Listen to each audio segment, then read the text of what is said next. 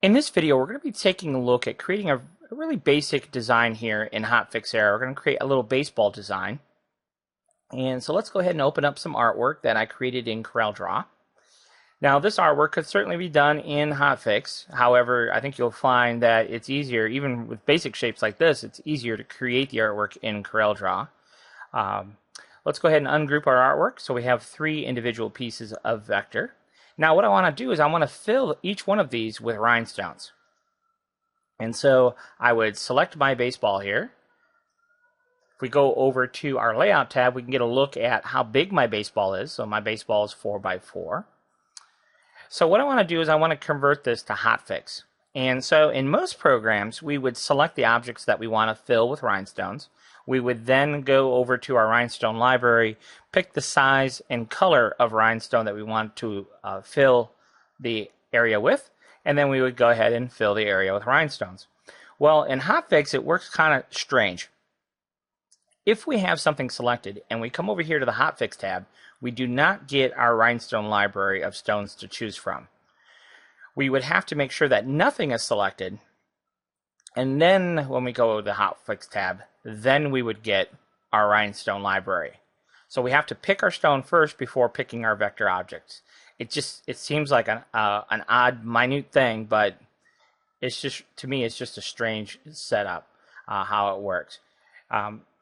If you hover over a bead here, what they call a bead, sometimes it shows us what that bead is, and sadly, sometimes it doesn't. But it's supposed to show us what this bead is, because right now I just know what color it is.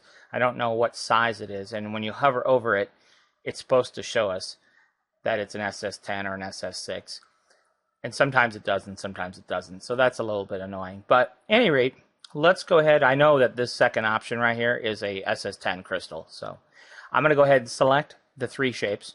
Then come over here to the Convert to HotFix tab and choose Area with HotFix. And these are the different fill options that we have. And all of them have their place, and all of them are actually quite good for different purposes.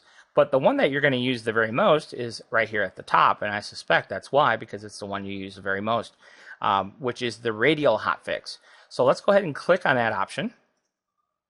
And if we click off of our baseball, you can see it did a good job of filling in our baseball design. We have stones right along this curve that I want to change the color to red to represent the baseball laces. Now this is where HotFix really lets us down, is when you have a fill in HotFix, there is no way to convert this one object into individual stones. In most programs, you do have the option to break apart a fill, but in HotFix, you don't. Or when you do fill an object in certain programs, the stones are individual stones. They're not just one group. There is no way in HotFix to break this group apart, and at least no way that I know of, I should say. And I've been using HotFix for quite some time, and I don't know of any way to break this group apart into individual stones. So what happens then, how do I go about changing these stones along this curve to a different color? Well, what I would do is, first of all, is I would come into HotFix conflicts, and you can see that there's stones on top of stones because we have 2 objects that are touching one another, if you will. So we'll use our little sweeper and get rid of our overlapping stones. That's step 1. And then what I would have to do is I would have to edit these stones. Now, there is a little function here. It says Edit HotFix. So we can click on that and we can click on a stone. Now, here's where HotFix gets a little crazy. When we're in the Edit HotFix tab, we cannot select more than 1 stone at a time. So it's not like I can come in here and select all these stones along this curve and change their color all at once. I have to select 1 stone, come over here to your object inspector, then we would change the stone color, and then I would have to click on the next stone and change the stone color, and the next stone and change the stone color, and the next stone, and so on for the next 45 minutes, clicking every single, and then then what we would do here is we would come in here And once we would skip every other stone. You know, you've probably seen this in design files, but that's just how you have to do it, unfortunately. So can you do it? You can do it that way, but obviously that's not very productive way of going about creating a rhinestone design. But in HotFix, that's just one of the limitations you have, is when you go in to do your editing work. So I just have to select every single stone here. And it's a lot of clicking, but you know, you can get the job done. But in CorelDRAW, so what I would typically do, rather than sit there and actually go through and manually change every single stone, in CorelDRAW, what I would do is I would export this file as a PLT file, plot file, bring it into CorelDRAW, and change out these stone colors in CorelDRAW, because we could do that in about 30 seconds in CorelDRAW, which it might take 15 minutes to do here in HotFix, one by one by one by one. So that just kind of gives you an idea of some of the positives in HotFix is in regards to its rhinestone fill capability, but then also some of the negatives. When we want to make simple changes that we do all the time in rhinestone design, and it just doesn't have the tools to allow us to make those simple edits very easily.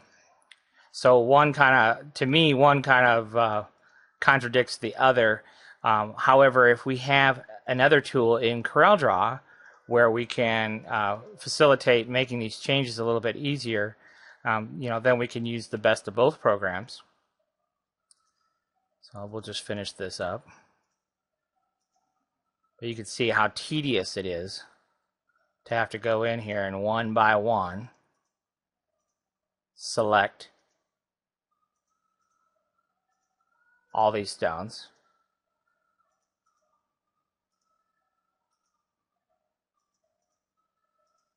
And then we'll just do every other stone.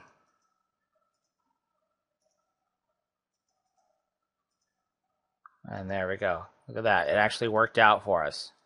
We had just the right number of stones to do every other one. So then what we would do is we would go in and we would do the same thing on the other side.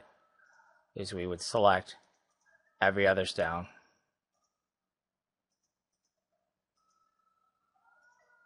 And then, we'd finish up the baseball design. So I won't bore you with that, but you get the idea. It's very tedious making the necessary edits that we want to make.